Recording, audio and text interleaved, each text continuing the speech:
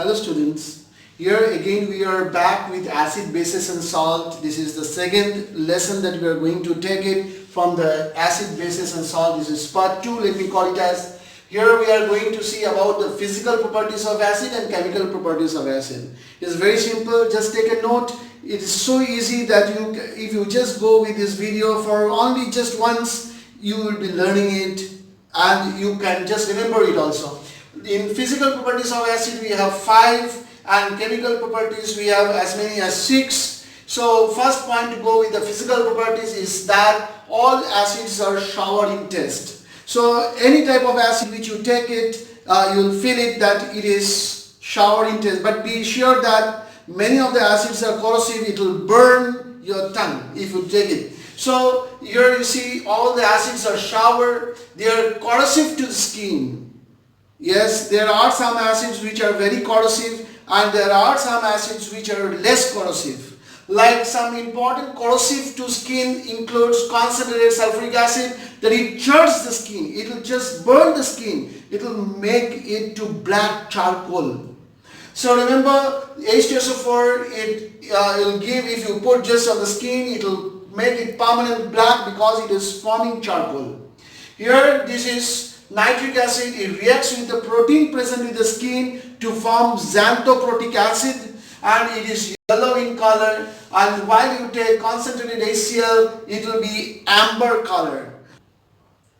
So here you can see the concentrated, C indicates concentrated HCl, concentrated sulfuric acid. If you take dilute acid it is not going to do it. So concentrated, C indicates for the concentrated sulfuric acid which is 98% pure. So if you just put on your skin, it will char it black in color. Concentrated nitric acid will be yellow, while concentrated hydrochloric acid will be in amber color. In Bengali we call it as maroon rong. This very color, this is amber color. Now you can see the color change in the indicators. The blue indicator, blue litmus will turn to red, methyl orange will turn pink, and colorless phenolphthalein there will be no change. So if you take colorless phenolphthalein, there won't be any change in color, it will be just like water color. So next to go is there are some acids which are solid and rest are liquid. Among the solid you have to keep in mind the rest you put in liquid, doesn't matter. For boric acid, H3BO3 is boric acid and boric acid is solid. Oxalic acid you get in more in tomatoes and in amla, there they are solid. Tartaric acid you get in tamarind. Citric acid you get in any kind of citrus fruit, lemons and all.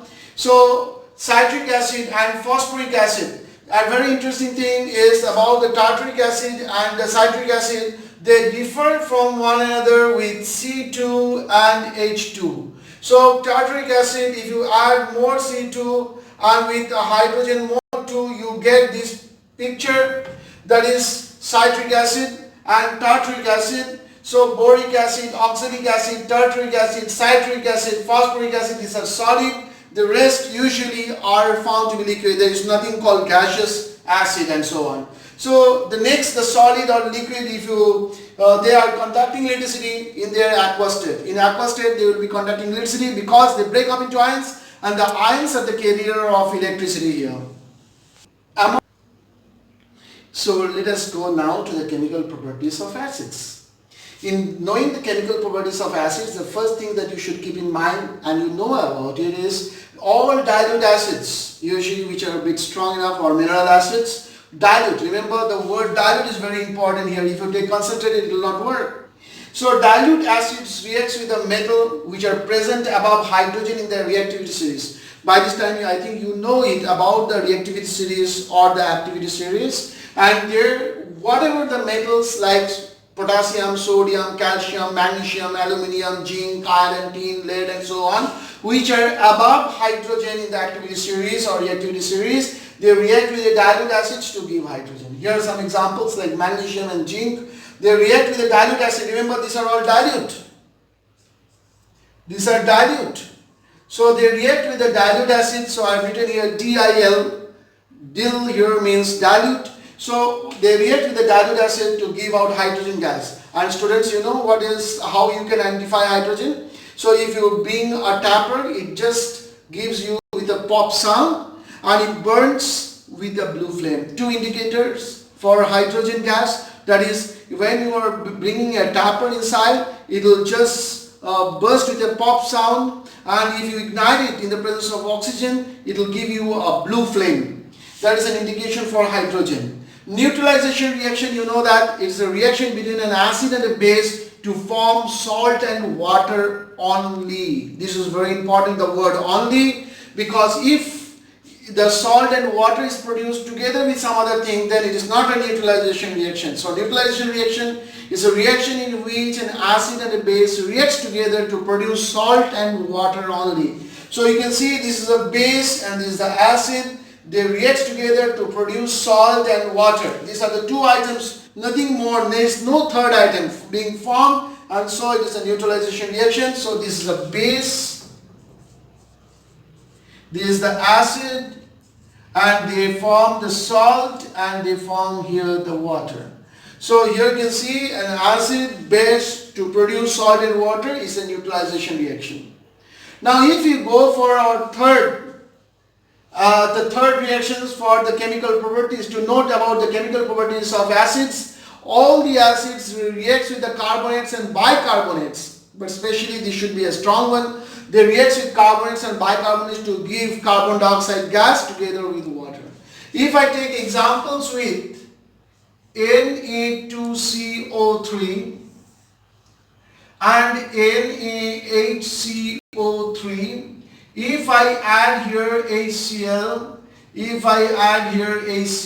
what the picture is, you get here NaCl, you get here Na and Cl plus H2O plus CO2. So you get carbon dioxide gas, and similarly you can get here NaCl, sodium and chlorine forms here sodium chloride, and water and carbon dioxide.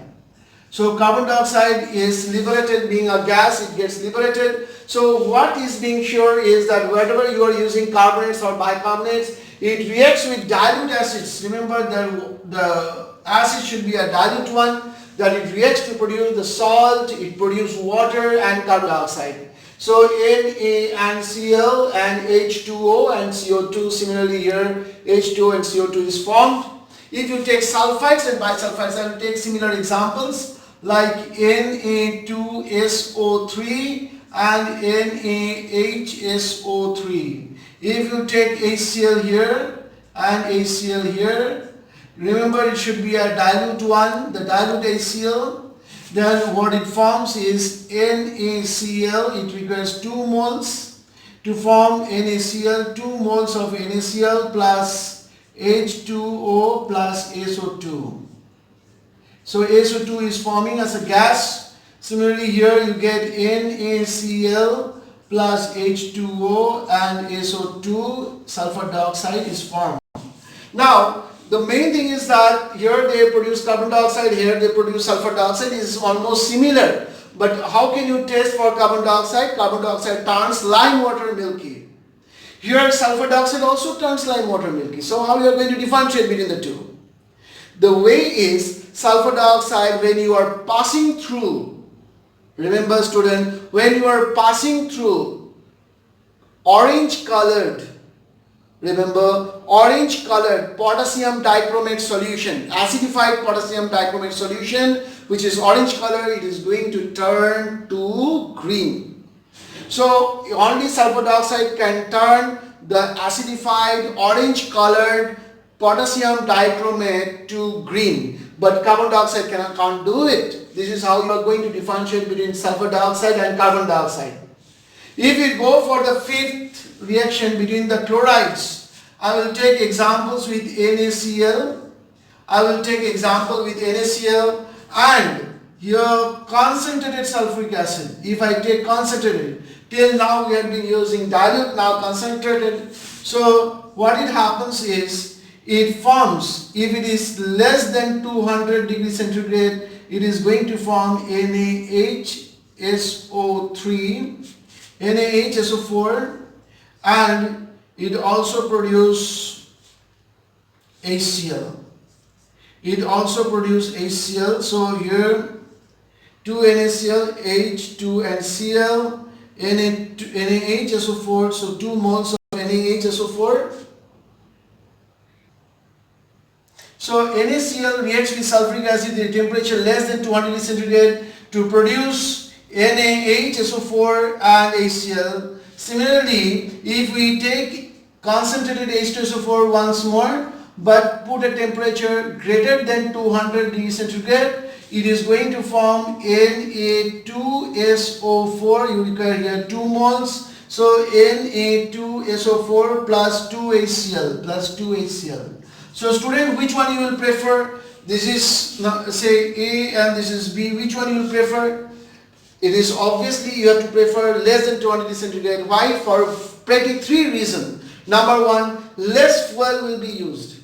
Less fuel is used. Number 2, with a lower temperature, glasswares or the instrument which is made up of glasses will not break. And number 3, Na2SO4, it forms a crust. It sticks to the glass apparatus. Removing them becomes difficult. So it is always preferred to take a temperature less than 200 degrees centigrade where you can produce HCl. So the next one is from the nitrate. Similar way, you can form here NaNO3 and concentrated H2SO4 with a temperature less than 200 degrees centigrade. It is going to form NaHSO4 with HNO3. Nitric acid is formed. And similarly, if you take NaNO3 plus concentrated H2SO4 to a temperature less than, should be greater than 200 degrees centigrade, it is going to form Na2SO4 plus HNO3. So Na2SO4, so 2 moles here, and 2Na, and then HNO3 is 2 moles, so you get here the nitric acid. So it is almost similar, and what you have learned is in the chemical properties of acids, the dilute acids, they react with the metals to give hydrogen, they react with the bases to produce salt and water, what we call as neutralization reaction. Dilute acids reacts with carbonates and bicarbonates to produce carbon dioxide and water. Dilute acids reacts with sulfides and bisulfides to produce water and sulfur dioxide.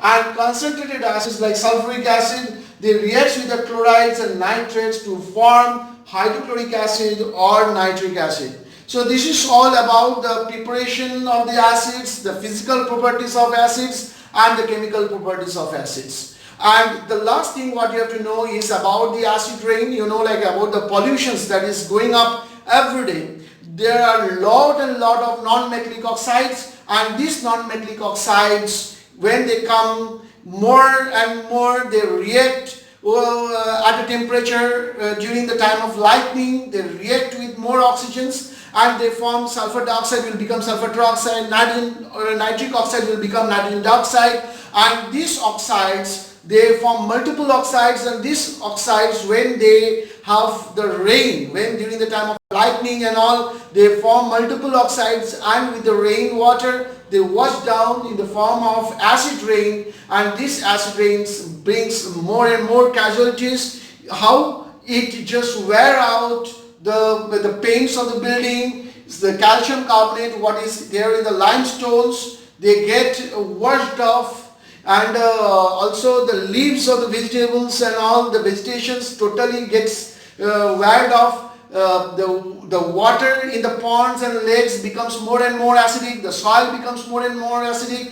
That creates a lot of problem. I know that you have already learned beforehand, and you are quite smart enough in knowing about the acid rain. So take a short note on acid rain in the next class, or you can also prepare a short note by yourself. Thank you, and hopefully you have understood about acids. In our next class we will be going with the bases. Till then, goodbye and good night.